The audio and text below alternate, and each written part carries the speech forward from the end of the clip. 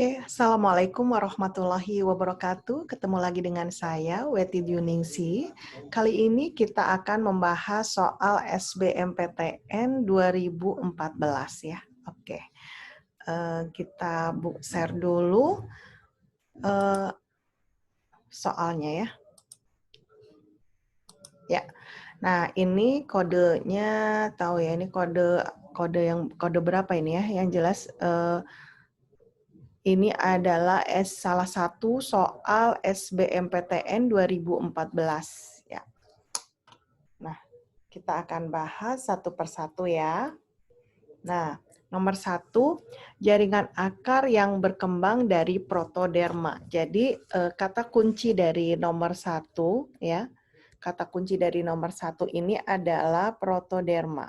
Oke, protoderma. Nah, kalau protoderma itu yang bagian luar ya. Jadinya protoderma itu jaringan akar yang berkembang dari protoderma. Jadi bagian paling luar yang fungsinya sebagai jaringan pelindung. Ya, maka ini jawabannya adalah epidermis. Oke, epidermis. Nah, kalau selain protoderma ada prokambium ya, prokambium. Kalau prokambium ya. Nah, kalau prokambium ini nanti akan menjadi jaringan jaringan pengangkut yaitu apa? Xilem dan phloem. Xilem dan phloem. Jelas ya. Jadi jaringan akar yang berkembang dari protoderma adalah epidermis. Oke. Sekarang kita ke nomor 2. Suatu kelompok alga memiliki ciri hidup soliter di habitat air tawar atau laut, mempunyai klorofil A dan C, karoten, ya. Jadi kata kuncinya klorofil A dan C, karoten, kemudian ada xanthofil, ada ficosantin, dan bereproduksi aseksual dengan membentuk zoospora. Alga tersebut tergolong dalam kelompok apa? Nah, di sini ya kita bisa melihat kata kuncinya ya.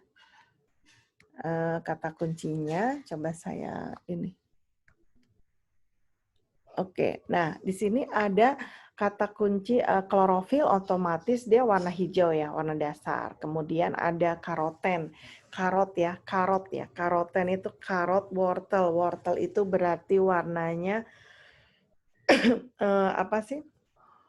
Karoten berapa karat gitu ya, berapa karat berarti dia keemasan ya. Karoten itu dia warna emas. Ya, ini emas. Emas ya. Karoten emas ya. Kemudian xanthofil ya, xanthofil juga, fil itu daun. Jadi xanthofil. Jadi dia juga warna emas. Nah, sedangkan untuk ficosantin ini sebenarnya dia lebih identik untuk warna coklat. Santin itu coklat. Jadi kalau semisalnya ada alga ditanya dengan ciri kalau hanya memiliki ficosantin saja, maka ini masuknya adalah Phaeophyta, alga coklat. Phaeophyta.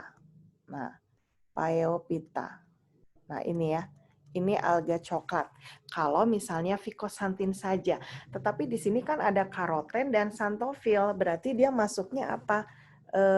Chrysophyta yang alga emas. Jadi alga emas itu adalah Chrysophyta. Ya, jadi jawabannya yang E. Ini alga keemasan atau alga emas. Ya, alga emas.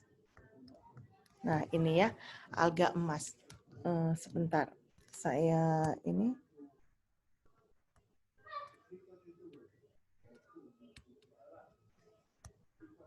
Ya, saya hapus dulu, ini nggak jelas ya tulisannya ya.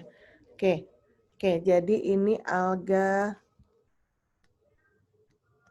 emas, ya alga emas. Nah, Chrysophyta alga emas karena di sini kita melihat ada xanthofil dan karotin. Oke, jadi kalau rhodophyta itu alga merah ya. Ini alga merah. Saya bedakan warnanya biru ya. Oke, ini alga merah ya, alga merah. Ya, kalau alga merah itu pakai apa? Eritrosit sel darah merah. Jadi ngafalinnya Rhodophyta itu Phycoerythrin. Ya, Phyco, saya tulis di sini. Phyco, zatnya adalah Phycoerythrin. Oke, ngafalinya gampang gitu. Kalau kalian ingat sel darah merah itu kan eritrosit, erit itu merah. Jadi Phycoerythrin, Rhodophyta. Chlorophyta jelas ya, klorofil. Kemudian cyanophyta, cyanophyta itu alga hijau biru ya atau alga biru ya, alga biru. Nah, ini sesuai dengan namanya cyanophyta. Cyanin itu biru. Jadi ini kok pigmennya adalah vicocyanin. Oke, vicocyanin. Nah, jadi untuk nomor 2 ini karena dia punya karoten dan xanthophyll, maka kita pilih yang Chrysophyta, alga keemasan. Oke, jelas ya? Lanjut kita ke nomor 3. Oke. Nomor 3, fungsi autotrof. Auto, ya, arti kata autotrof, sorry. Oke, ya, ini autotrof, ya. Autotrof itu adalah produsen, artinya dia dapat melakukan kalau di tumbuhan ya karena karena yang dilakukan oleh zat hijau daun, klorofil, maka dia dapat melakukan apa? Membuat makanan sendiri dengan sinar matahari. Jadi melakukan fotosintesis. Oke. Melakukan fotosintesis karena dia punya klorofil. Nah, siapa yang melakukan fotosintesis? Ya, organel yang bisa melakukan fotosintesis itu kan kloroplas. Ya kan? Kloroplas. Nah, zat hijau daunnya adalah klorofil. Nah, tempat fotosintesis adalah kloroplas.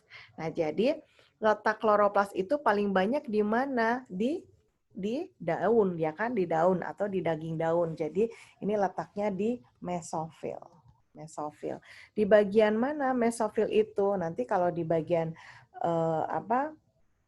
mesofil itu nanti ada jaringan parenkimnya, yaitu jaringan tiang dengan jaringan bunga karang. Nah itu. Jadi nomor 3 ini adalah jawabannya yang E, mesofil. Jelas ya? Oke. Kita ke nomor 4. Ya. Nomor 4, pernyataan yang tepat terkait pembentukan xilem dan floem sekunder pada batang. Xilem dan floem sekunder otomatis kalau seperti ini ya ada xilem dan floem sekunder. Ini adalah pohon yang mempunyai kambium. Ya, yang punya kambium itu dikotil atau monokotil. Dikotil ya, dikotil. Oke, yang punya kambium adalah dikotil. Jadi kalau yang monokotil salah ya, yang monokotil salah. Oke. Nah, kalau untuk apa sih xilem itu pasti dia kan namanya pembuluh kayu ya. Pembuluh kayu itu letaknya di dalam gitu ya. Jadi xilem bukan keluar ya. Xilem keluar, floem keluar ini salah. Nah, ya kan? Oke, tidak dipengaruhi musim. Berasal dari jaringan perisikel. Perisikel itu adalah parenkim yang bagian tengah gitu. Jadi bukan dari perisikel tetapi dari kambium harusnya. Ya, karena xilem dan floem ini termasuk meristem sekunder yang dilakukan oleh kambium. Nah, kambium ini akan mengakibatkan pembentukan xilem dan floem sekunder yang menyebabkan terbentuknya lingkar tahun. Ya, lingkaran. Jadi yang kita sebut dengan lingkaran tahun. Nah, kalau misalnya kalian perhatikan gitu ya, misalnya ini ada ada batang yang dipotong gitu ya. Nah, nanti kalian akan melihat seperti ini ya, lingkaran-lingkaran. Nah, lingkaran-lingkaran ini adalah lingkaran tahun. Ya, lingkaran tahun sebagai aktivitas dari kambium sekunder yang mengakibatkan. Nah, ini jumlah lingkaran tahun ini akan menunjukkan usia dari pohon tersebut. Misalnya kalau ini 1, 2, 3, 4, berarti dia usianya 4 tahun. Seperti itu ada sampai mungkin puluhan lingkaran, berarti dia sudah puluhan tahun gitu ya. Dan ini hanya terdapat pada tanaman dikotil yang mempunyai kambium. Jadi untuk nomor 4 ini jawabannya adalah yang E. Oke. Jelas ya? Nomor 4 yang E. Oke. Kita masuk ke nomor yang 5. Nomor 5. Oke. Di sini ditanyakan takson terendah yang menempatkan orang utan dan manusia dalam kedudukan yang sama. Jadi kita harus paham dulu ya gitu klasifikasi dari orang hutan ya, klasifikasi dari orang hutan. Oke. Saya akan tuliskan ya. Untuk orang hutan itu, orang hutan dan manusia itu kingdomnya sama ya. Kingdomnya sama. Jadi kita urutkan ini kingdom, kemudian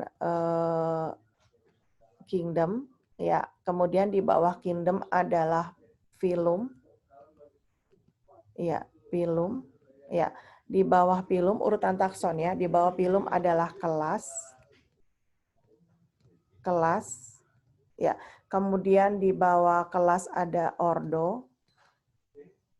Di bawah ordo ada family. Family itu nama lain dari suku. Kemudian ada di bawah family ada genus. Nah, di bawah genus ada spesies. Nah, ini urutannya. Nah, sekarang kita harus tahu apa nama urutan takson ya untuk orang hutan dengan manusia. Oke. Kita manusia dulu. Baik manusia maupun orang hutan, kingdomnya sama ya, masuknya ke animalia. Ya, animalia. Ya, kemudian phylumnya itu masuk ke chordata. Chordata, oke. Kemudian kelasnya masuk ke mamalia karena mempunyai glandula mamae, ya, payudara. Ya, glandula mamae, ya, mamalia. Kemudian ordonya itu adalah primata. Primata, ya. Untuk familinya, untuk manusia itu familinya adalah Hominidae. Hominidae. Nah, oke ya, Hominidae. Kemudian genusnya ini adalah Homo, ya. Untuk spesiesnya adalah Homo sapiens. Homo sapiens. Nah, ya kalau spesies di garis bawah. Homo sapiens. Nah, sekarang kita akan bandingkan dengan orang hutan ya. Orang hutan, saya kasih warna ini. Oke, pada orang hutan itu kingdomnya sama animalia, phylumnya sama chordata, kelasnya adalah mamalia. Kemudian ordonya juga sama primata. Untuk famili pada orang hutan itu adalah sama Hominidae juga. Nah, genusnya beda. Genusnya ini adalah orang hutan pongo. Pongo. Iya, pongo. Kemudian spesiesnya adalah Pygmaeus pongo. Pongo Pygmaeus. Pygmaeus. Nah, gitu. Homo pygmaeus. Berarti kalau ditanya takson terendah, ya takson terendah yang menempatkan orang hutan dan manusia dalam kedudukan yang sama. Jadi kan ini sama semua, ya kan sama semua. Nah terendahnya di mana? Ya ini karena genusnya udah berbeda. Jadi family. Nah nama lain family apa? Suku. Oke, nama family suku. Jelas ya. Jadi nomor 5, takson terendah yang menempatkan orang utan dan manusia dalam kedudukan yang sama adalah pada suku atau famili, yaitu famili Hominidae. Ya, Hominidae. Oke. Nah, sekarang kita akan masuk ke nomor 6. Ya, nomor 6. Ya. Nomor 6 adalah berikut ini. Ya. Oke.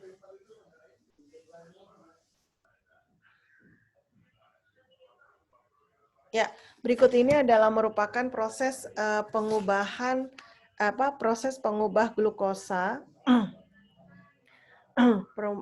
proses pengubah glukosa menjadi CO2 dan H2O kecuali. Jadi glukosa menjadi CO2 dan H2O. Ya, berarti kita melihat ada proses CO2 ya ditambah H2O ya menjadi C6H12O6 plus oksigen ya kan, plus oksigen. Nah, ini yang kita sebut dengan proses namanya adalah fotosintesis. Fotosintesis. Ya, fotosintesis. Nah, kalau kita perhatikan ya, ini kan pengubah glukosa. Jadi mengubah glukosa. Berarti ini kan glukosanya di sini. Diubah menjadi CO2 dan H2O. Berarti tanda panah dibalik. Nah, kalau tanda panah dibalik ini bukan fotosintesis, prosesnya adalah apa? Respirasi. Nah, respirasi. Ya, nah ini di sini untuk proses respirasi aerob itu kan ada berapa? Ada 4 tahap kan?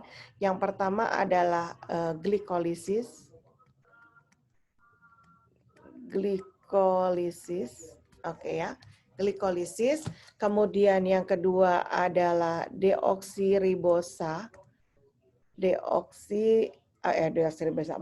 dekarboksilasi oksidatif ya, dekarboksilasi oksidatif. Yang ketiga adalah siklus Krebs. Ya, yang keempat itu adalah transfer elektron. Oke. Jadi yang kecuali ya. Yang mana? Ya. Bukan glikolisis ya, glikolisis ya, betul. Oke. Oksidasi pirufat. Oksidasi pirufat itu adalah pengubahan asam pirufat menjadi asam sitrat ya pada siklus Krebs gitu ya, pengubahan. Nah, itu namanya sebenarnya nama lain dari DO. Dekarboksilasi oksidatif gitu ya. Nah, dekarboksilasi reduktif bukan reduktif tapi oksidatif harusnya. Siklus Krebs benar. Ya, transfer elektron benar. Oke. Jadi yang kecuali adalah yang reduktif ini, yang C. Oke ya. Jadi di sini jebakannya ya. Kalian harus hati-hati. Jadi nama lain dari dekarboksilasi oksidatif, oksidasi pirufat. Boleh. KDO ya. Jadi yang nomor 6 ini yang kecuali adalah dekarboksilasi reduktif. Gitu. Jelas ya? Oke. Nah, sekarang kita beralih ke nomor 7. Nomor 7 metode yang digunakan untuk mengikatkan jumlah sampel DNA dalam analisis mengikatkan jumlah sampel DNA dalam analisis molekular. Ya, jadi ini sebenarnya bisa dibilang tes DNA gitu ya. Kita bilang tes DNA itu pakai teknik apa sih gitu ya. Tes DNA itu pakai teknik apa gitu. Kalau untuk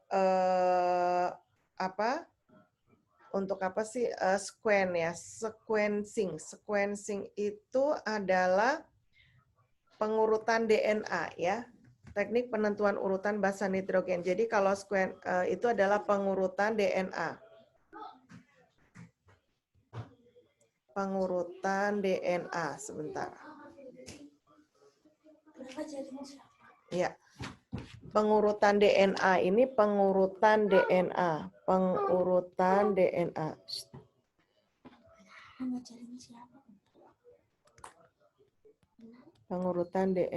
Nah, ini bukan. Ya. Ya. Elektroporesis itu adalah elektroporesis Bentar ya, cari dulu. Kata-katanya biar tepat itu pemisahan ya, pemisahan elektrolit ya, pemisahan. Pemisahan ini, elektroporesis itu pemisahan elektrolit. Pemisahan elektrolit ya. Oke.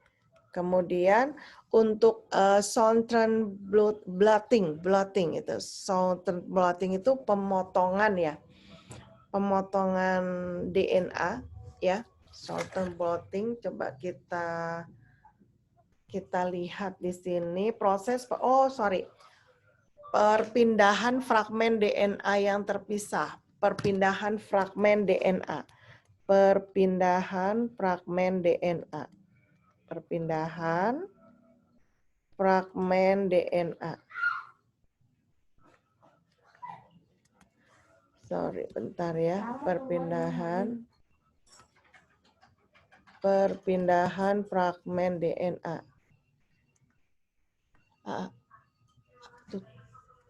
Fragmen DNA. Tutup. Perpindahan fragmen DNA. Oke. Nah, kalau untuk tes DNA itu adalah polymerase chain reaction yang kita sebut dengan PCR. Ya. Jadi ini PCR itu untuk mengikatkan atau menambah jumlah sampel DNA sehingga kita bisa ngerti. Jadi kalau misalnya kalian pernah dengar itu apa? Tes DNA. Nah, tes DNA itu ya tekniknya adalah polymerase chain reaction. Gitu ya. Jadi kita ingin mencari peta DNA dari suatu individu, ya. Polymerase chain reaction. Gitu. Ini PCR.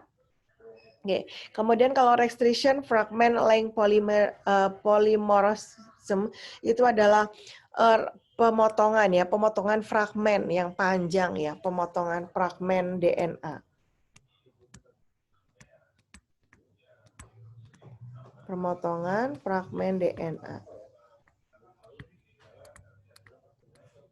Ya. Jadi alat pada PCR itu suatu alat yang untuk melihat tes DNA ya, peta DNA. Jadi dikumpulkan DNA-nya sehingga membentuk suatu identifikasi DNA suatu individu tersebut. Oke ya. Jadi nomor 7 itu adalah jawabannya yang D. Oke. Nah, sekarang kita bahas nomor 8 ya. Pada sel eukariotik, subunit besar dari ribulosa bersifat karboksilase dikode oleh DNA dan disintesis dalam organel apa? Jadi sebenarnya ini kalian nggak usah terlalu pusing ya karena ini ada gambar seperti ini. Nah, ini ada gambar yang di luar ini. Tapi yang dia tanya adalah ini tuh apa sih gitu. Ini organel apa? Ini warnanya hijau gitu ya, warnanya hijau. Ini sel tumbuhan yang hanya dimiliki oleh sel tumbuhan, tidak dimiliki oleh sel hewan. Apa ini? Kloroplas gitu. Jadi kadang soal itu sebenarnya menolong kita ya. Gambar itu menolong kita. Nah, kloroplas ya sudah, jawabannya adalah kloroplas. Ya, walaupun kita nggak ngerti ini teh apa gitu ya, kata-kata ini teh pusing apa gitu ya. Tapi ini dibantu oleh gambar. Gambarnya dikeluarkan adalah kloroplas, yaitu yang ditanya adalah organel kloroplas sebagai tempat fotosintesis ya. Tempat fotosintesis terbentuknya ini karboksilase, terbentuknya amilase, terbentuknya amilum ya, amilum glukosa ya, tempat terbentuknya fotosintesis. Oke, sip. Sekarang kita ke nomor 9. Pada proses fermentasi ya, pada proses fermentasi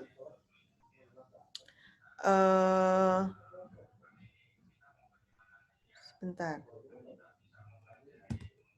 Ya, pada proses fermentasi dan respirasi anaerob, sel dapat menghasilkan ATP. Ya, jadi fermentasi ya sama dengan fermentasi anaerob ya, yang respirasi anaerob tanpa oksigen menghasilkan ATP, betul ya. Tapi jumlah ATP-nya sedikit ya. Misalnya pada fermentasi alkohol dengan fermentasi asam laktat itu hanya akan dihasilkan 2 ATP. Ya, 2 ATP. Jadi pada proses fermentasi dan respirasi anaerob, sel dapat menghasilkan ATP. Ya benar gitu, ini benar. Sebab pada proses fermentasi dan respirasi anaerob, sel tidak menggunakan oksigen. Iya, yang namanya juga an itu adalah tidak, aerob itu adalah udara atau tanpa oksigen. Berarti benar, ya tidak, itu benar. Oke, ini benar-benar tetapi tidak berhubungan.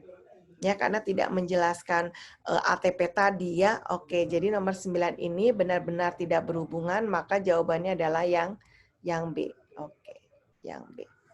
Jelas ya? Oke. Nah, sekarang kita ke nomor selanjutnya. Ya, ini nomor 10.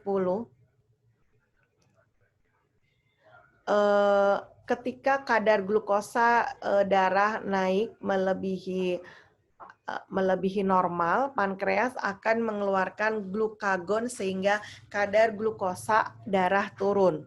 Nah, jadi kita ini membicarakan hormon yang dikeluarkan oleh pankreas ya. Hormon yang dikeluarkan pankreas itu ada 2 ya. Jadi ada hormon insulin ya. Jadi insulin itu adalah pengubahan glukosa ya, glukosa dirubah menjadi glikogen. Nah, jadi kalau kita orang normal kita dapat menghasilkan insulin, maka glukosa yang kita konsumsi itu karena kebanyakan kan bisa menyebabkan kadar gula darahnya itu meningkat ya. Maka alhamdulillah kita dikasih dikasih hormon insulin ya. Ya, adanya hormon insulin menyebabkan glukosa yang banyak di dalam darah itu akan dirubah menjadi glikogen atau gula otot yang disimpan di hati. Jelas ya? Nah, pada saat kita sekarang ini puasa ya, kita puasa, kita kok tahan ya, nggak makan ya dari subuh sampai maghrib nanti. Kenapa? Karena kita punya cadangan gini, glikogen ini. Jadi glikogen yang disimpan ini nanti pada saat kita puasa, karena kita tidak makan, maka tidak ada glukosa yang masuk. Jadi glikogen ini dirubah. Ya, dirubah oleh hormon yang punya kerja kebalikan dari insulin, yaitu hormon glukagon. Glukagon. Oke, glukagon. Jadi fungsi dari hormon glukagon apa? Yang mengubah dari glikogen, gula otot dirubah menjadi glukosa. Maka glukosa ini bisa kita manfaatkan untuk masuk ke respirasi aerob dan akan menghasilkan energi atau ATP. Sehingga walaupun kita berpuasa, kita tetap dapat beraktivitas gitu ya. Nah, kalau di sini ketika kadar glukosa darah naik, ya, kadar glukosa darah naik. Jadi kalau naik gitu ya, harusnya glukosa ini kan dirubah menjadi glikogen. Hormonnya apa harusnya? Insulin ya. Jadi bukan glukagon gitu. Maka pernyataan ini adalah salah gitu. Salah. Jadi harusnya adalah insulin, bukan glukagon gitu. Sebab glukagon mempercepat perpindahan glukosa ke dalam sel dan menyebabkan penguraian simpanan glikogen. Betul. Ya, ini betul kan? Glikogen diubah menjadi glukosa itu kan fungsi dari glukagon. Ya, betul. Jadi pernyataan salah, sebabnya betul. Maka yang nomor 10 ini jawabannya adalah yang B. Yang jelas ya? Ya, jadi pankreas itu menghasilkan 2 hormon yang kerjanya antagonis atau berlawanan. Di mana kalau gula darah naik, maka glukosa itu akan dirubah menjadi glikogen oleh hormon insulin. Jadi orang yang kekurangan insulin atau pankreasnya tidak dapat menghasilkan insulin, maka dia terkena penyakit diabetes mellitus. Artinya kadar gula darahnya sangat tinggi. Ya. Nah, kebalikannya pada saat kita berpuasa, kita membutuhkan energi, glukosanya dapat dari mana? Ya dari pengubahan glikogen menjadi glukosa yang dilakukan oleh hormon glukagon. Jelas ya? Oke, sip. Sekarang kita ke nomor 11 ya. Sintesis protein dipengaruhi oleh aktivitas gen dan kecepatan sintesis ditentukan oleh konsentrasi DNA. Ya.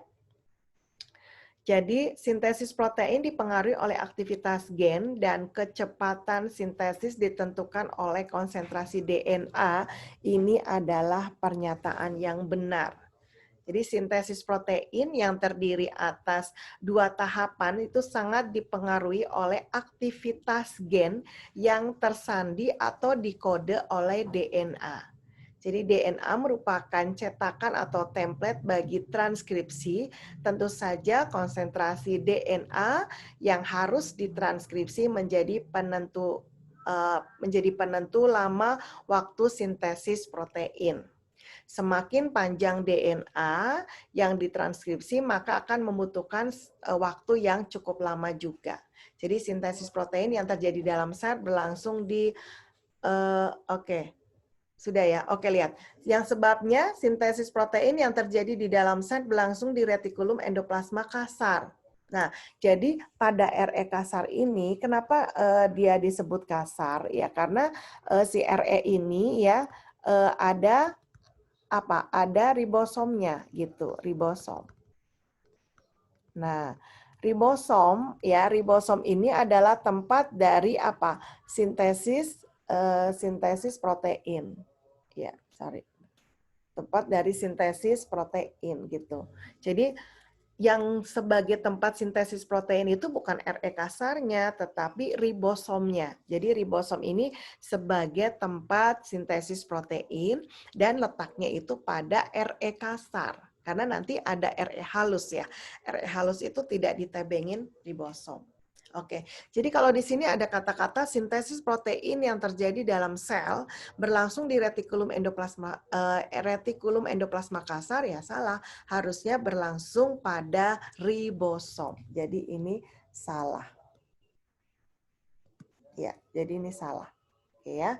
Jadi ini salah, maka pernyataan benar, jawabannya salah, berarti jawabannya adalah yang C. Oke, yang C. Oke ya. Yang C nomor ya.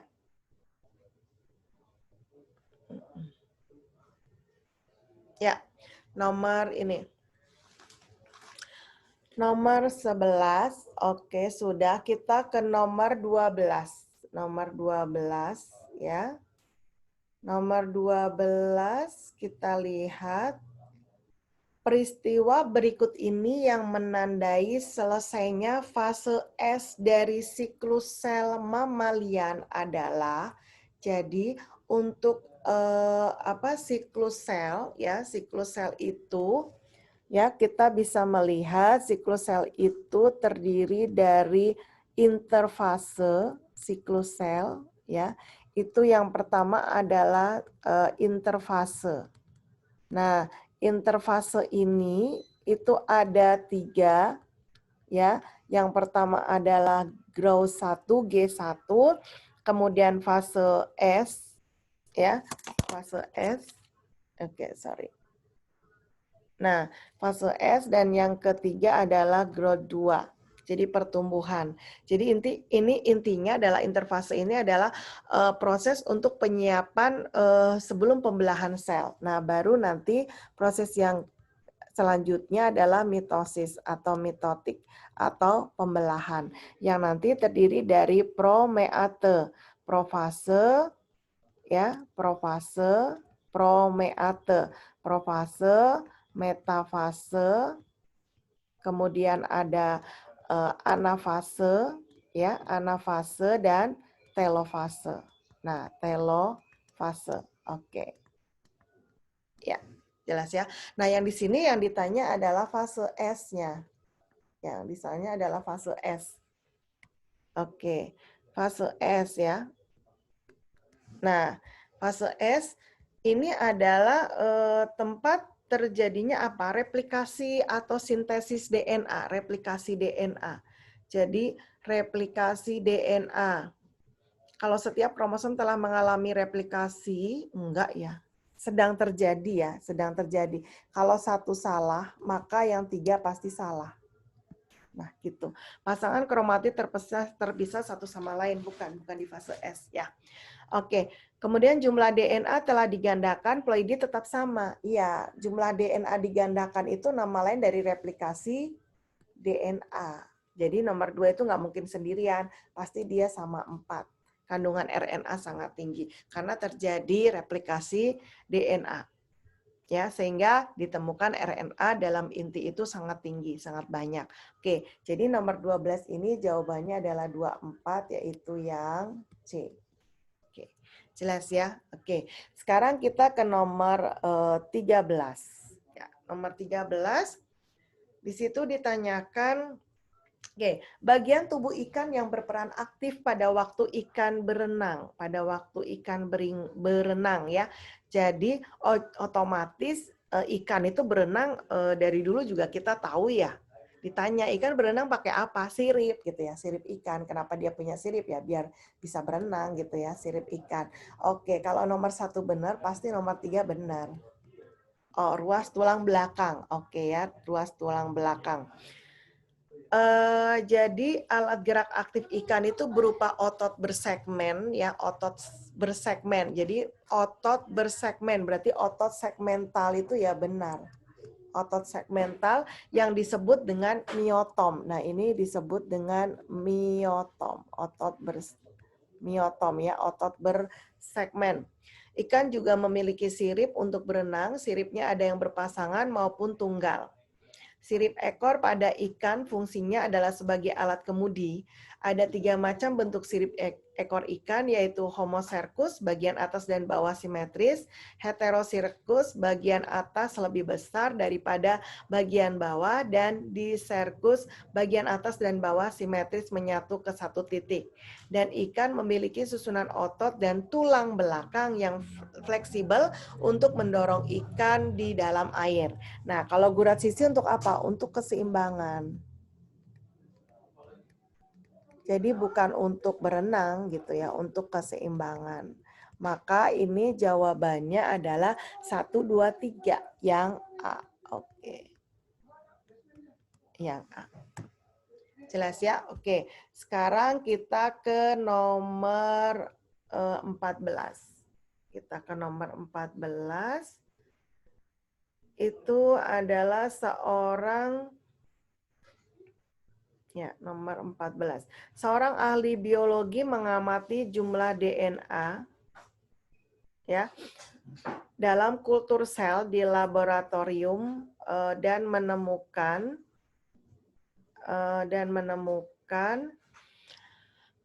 mana nih? Jumlah DNA di dalam sel menjadi 2 kali lipat. Fenomena tersebut terjadi pada waktu apa? Jadi seorang ahli biologi mengamati jumlah DNA. Ya, kalau jumlah DNA tadi yang kita bilang bahwa di sini sudah saya tulis ya. Nah, ini ya, siklus jumlah DNA berarti ini ada fase S kan? Sintesis DNA atau replikasi DNA. Ya, jadi apakah antara profase dan anafase pada mitosis? Tidak, ini sudah masuk ke mitosis. Jadi ini masuknya kalau apa sih jumlah DNA ya, jumlah DNA yang meningkat ini pasti ada pada fase S. Nah, kalau fase S itu pasti ada di interfase, bukan mitosis, bukan mitotik atau mitosis ya. Oke, jadi ini ada di interfase. Jadi 1 salah pasti yang 3 salah. Fase M nggak ada fase M ya, adanya fase S gitu ya. Atau mungkin fase M itu maksudnya fase mitosis kali ya, salah ya. Oke. Nah, nomor 2 antara G1 dan G2, ya kan ini benar. Ya kan, interfase itu antara G1 dan G2. Interfase S ya. Sorry, S itu ada antara G1 dan G2. Jadi yang kedua ini benar. Nah, 2 nggak mungkin sendirian, pasti ada temennya, nomor 4. Jadi akhir dari fase S. Maka untuk nomor 14 ini jawabannya adalah 24, yaitu C. Oke. C. Jelas ya? Oke. Kita ke nomor 15. Oke, kita lihat, kita kecilkan dulu. Nah, nomor 15 ya, kita bisa melihat berikut ini grafik hipotesis yang menunjukkan dinamika ya. Grafik hipotesis ya, hipotesis yang menunjukkan dinamika populasi hewan di hutan. Nah, dinamika populasi serangga. Jadi yang tebal ini adalah serangga. Ini serangga. Kok serangga sih? Serigala. Aduh, maaf ya, galvok nih, gagal fokus. Serigala ya. Jadi ini yang serigala, kemudian yang terputus-putus ini adalah kelinci. Oke, kelinci. Kita ngelihat grafik aja gitu ya, antara serigala dengan kelinci. Jadi dinamika populasi tersebut menggambarkan bahwa setelah saat awal, oke, populasi kelinci menurun awal ya. Ini populasi kelinci menurun, populasi serigala naik. Ya, jadi ini pada saat kelincinya turun, nih kelincinya turun kan. Nah, serigalanya justru naik, betul. Oke, kita baca aja grafik, betul. 1 betul pasti 3 betul. Populasi kelinci naik, mana? Naik. Di sini kita lihat populasi kelinci naik ya. Ini yang putus-putus naik, populasi serigala justru turun. Iya, betul. Di sini ada pertemuan di sini nih. Gitu kan? Yang nomor 3 itu ya. Yang pernyataan 3 itu betul. Populasi kelinci turun, ini turun. Populasi serigala turun, populasi kelinci turun. Serigala justru naik kan, kebalikannya. Jadi 2 salah. Kalau 2 salah otomatis ya 4 salah, kan nggak ada pilihan 1, 3, 4 ya. Maka ini nomor 15 ini jawabannya pernyataan 1, 3 benar, berarti yang B. Oke. Nah, sudah ya. Oke, selesai sudah. Oke, selesai sudah materi pembahasan soal SBMPTN 2014 ya, 2014 ya. Ini stop share dulu. Oke, selesai sudah pembahasan soal SBMPTN 2014. Mudah-mudahan bermanfaat buat kalian yang sedang persiapan untuk mengikuti UTBK ya, masih ada gelombang akhir ya, UTBK 2021. Tetap semangat, jaga kesehatan, dan sering-sering latihan soal ya, supaya kalian paham. Jadi bukan belajar materi, saatnya adalah belajar soal, baca-baca soal dan pembahasannya sebanyak mungkin. Oke, sukses selalu. Saya akhiri, saya minta maaf. Wassalamualaikum warahmatullahi wabarakatuh. Dah, thank you.